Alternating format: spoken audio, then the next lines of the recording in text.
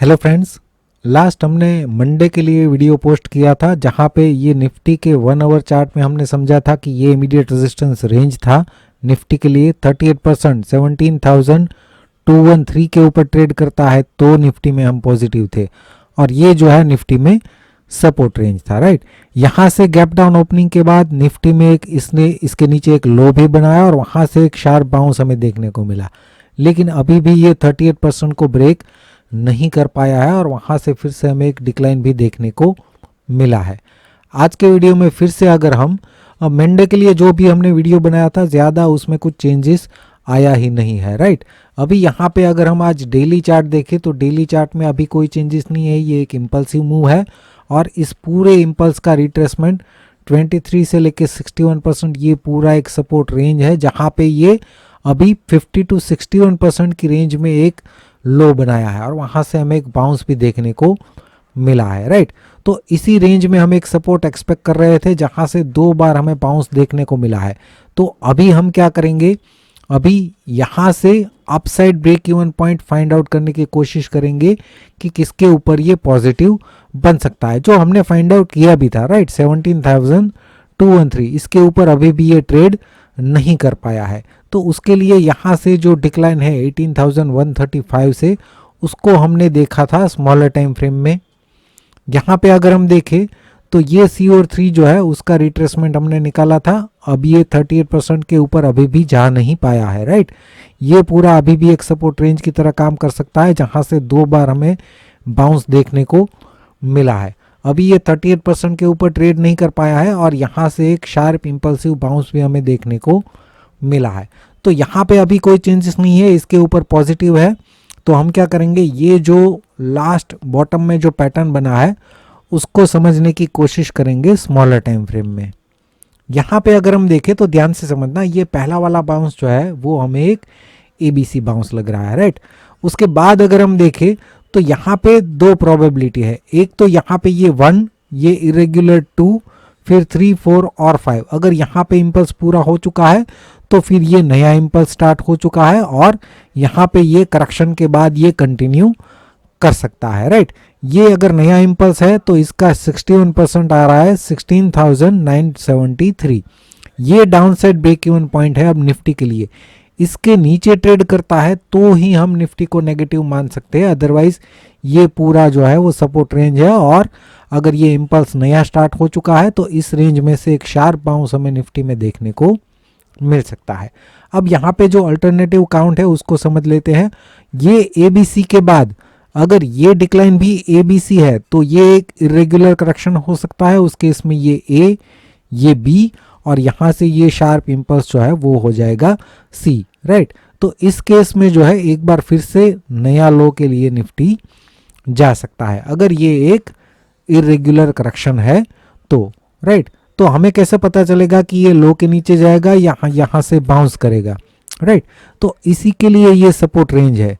Right, अगर इस range में ये अब तक तो यहाँ से जो डिक्लाइन है ये हमें एक करेक्टिव डिक्लाइन लग रहा था। राइट, यहाँ से शार्प बाउंस देखने को मिला लेकिन फिर से यहाँ पे एक शार्प डिक्लाइन देखने को मिल चुका है। अभी हम क्या करेंगे, अगर इस रेंज में अभी भी ये सपोर्ट लेता है तो फिर यहाँ से बाउंस की प्रोबेबिलिटी है। अगर इसके नीचे ट्रेड करता है तो हम मानेंगे कि ये इरेगुलर करेक्शन हो सकता है और एक बार फिर से निफ्टी लो के नीचे जा सकता है, लेकिन वो कब इसके नीचे ट्रेड करता है तो ही। राइट, अदरवाइज अभी भी हम इसको सपोर्ट रेंज की तरह देख सकते हैं और यहाँ से बाउंस जो है वो एक्सपेक्ट कर सकते हैं। तो निफ्टी में सिनारियो इस तरीके का है। अब हम क्या करेंगे, ये इम्पल्स के बाद ये जो पैटर्न है उसको भी अगर हम स्मॉलर टाइम फ्रेम में देखें 5 मिनट चार्ट में तो यहाँ पे ये जो डिक्लाइन है उसके बाद ये बाउंस हमें इम्पल्सिव लग रहा है, लेकिन फिर भी अगर हम मान लीजिए कि यहाँ पे कोई ऐसी पैटर्न है इरेगुलर जो हम पहचान नहीं पा रहे हैं और अगर हम इसको A/1 और B/2 कंसिडर करें तो C/3 के लिए ये प्रोजेक्शन आ रहा है 17,043 से लेके 17,005।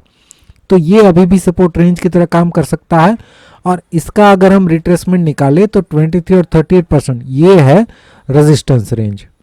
तो इससे हमें इमीडिएट मूव मिल जाएगा। इसके ऊपर ट्रेड करता है 17,114 के ऊपर अगर ट्रेड करता है मॉर्निंग में ही तो ही निफ्टी पॉजिटिव हो सकता है, अदरवाइज ये रेजिस्टेंस रेंज है और इसको ब्रेक नहीं कर पाता है तो फिर से इस रेंज में डिक्लाइन हम एक्सपेक्ट कर सकते हैं। और इस रेंज में डिक्लाइन के बाद अगर इसको ब्रेक कर देता है तो और भी नेगेटिव बन सकता है, लेकिन अगर इसको ब्रेक नहीं कर पाता है तो फिर यहाँ से शार्प बाउंस हम एक्सपेक्ट कर सकते हैं। और उसके लिए हमारा ब्रेक इवन पॉइंट कौन सा होगा, जो हमने इस डिक्लाइन का रिट्रेसमेंट निकाला है 23 to 38%, सेम रिट्रेसमेंट रेंज को हम शिफ्ट करते जाएंगे। जब ये नया लो बनाएगा तो वहां से इसको निकालेंगे तो ये नीचे की तरफ शिफ्ट होता जाएगा। जब भी ये 38% के ऊपर ब्रेक कर देता है तब ये यहाँ से पॉजिटिव बन सकता है और नीचे की तरफ ये downside break even point है। ये फिक्स है, लेकिन ये जो है वो चेंज होता जाएगा। जैसे नया लो बनेगा ये 38% जो है थोड़ा नीचे शिफ्ट होता रहेगा, राइट। तो अपसाइड ब्रेक इवन पॉइंट ये है और ये नीचे की तरफ शिफ्ट होता जाएगा जैसे ही ये नया लो बनाएगा, और ये जो है downside break even point वो फिक्स है, राइट। तो निफ्टी में इस तरीके से आप कल के लिए प्लान कर सकते हैं। बैंक निफ्टी की अगर हम बात करें तो डेली चार्ट में हमने समझा था ये जो डिक्लाइन है ये एक एबीसी डिक्लाइन है, और उसके बाद का जो बाउंस है ये 1, 2, 3 और 4 हम एक्सपेक्ट कर रहे थे 23 to 38% की रेंज में, लेकिन ये जो है ओवरलैप कर चुका है। लास्ट वीडियो में भी हमने समझा था। तो अब ये बाउंस जो है ये भी एबीसी बन चुका है। तो अगर ये पूरा एक बड़ा सा ए और इरेगुलर बी है तो फिर हमें शार्प डिक्लाइन यहाँ तक भी देखने को मिल सकता है, जो हमने लास्ट वीडियो में भी डिस्कस किया था। और उसके लिए ये जो है रेजिस्टेंस रेंज है जिसको ये ऑलरेडी ब्रेक कर चुका है 38% को, तो सेम रेंज जो है रेजिस्टेंस की तरह काम कर सकती है, राइट। लेकिन ये रेंज बहुत बड़ी है और इमीडिएट मूव के लिए ये डिक्लाइन भी हमें क्लियर नहीं है। अगर ये भी क्लियर होता तो भी हमारे पास कोई अपसाइड ब्रेक इवन पॉइंट होता, लेकिन ये पैटर्न क्लियर नहीं है, इसलिए हमारे पास कोई immediate upside break even point भी नहीं है बैंक निफ्टी में। तो यहाँ से जो बाउंस है उस पर ही हम फोकस करेंगे स्मॉलर टाइम फ्रेम में। ये 15 मिनट चार्ट है, यहाँ पे ये ए और 1 और ये एक इरेगुलर करेक्शन यहाँ पे हो गया है बी और 2, और ये है सी और 3।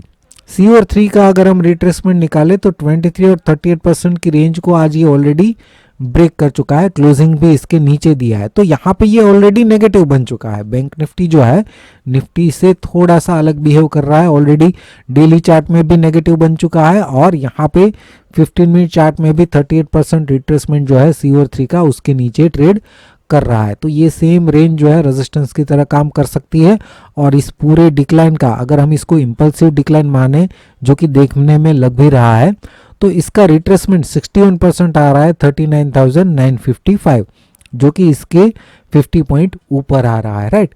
तो इन दोनों लेवल्स को हम ध्यान में रख सकते हैं अपसाइड ब्रेक इवन पॉइंट की तरफ, राइट। और इस रेंज में अगर करेक्टिव बाउंस देता है तो फिर डिक्लाइन जो है वो कंटिन्यू कर सकता है। लो को ब्रेक करके ये डिक्लाइन शार्प भी हो सकता है, क्योंकि डेली चार्ट में बैंक निफ्टी का चार्ट बहुत नेगेटिव दिख रहा है। पॉजिटिव सिनेरियो अभी बैंक निफ्टी में हमें नहीं दिख रहा है कोई भी अपसाइड ब्रेक इवन पॉइंट के जिसके ऊपर हम बैंक निफ्टी को पॉजिटिव माने, ऐसा कुछ हमें यहाँ पे 15 मिनट चार्ट में नहीं दिख रहा है, राइट। और फ्रेंड्स, हमारे इलियट वेव के 1-to-1 कोर्स में हमने कुछ चेंजेस किया हुआ है, तो जो भी इंटरेस्टेड है वो डिस्क्रिप्शन में आपको नंबर मिल जाएगा, वहाँ पे व्हाट्सएप या कॉल के थ्रू कांटेक्ट कर सकते हैं, तो आपको कोर्स की डिटेल्स मिल जाएगी। वीडियो देखने के लिए आपका बहुत बहुत शुक्रिया, धन्यवाद।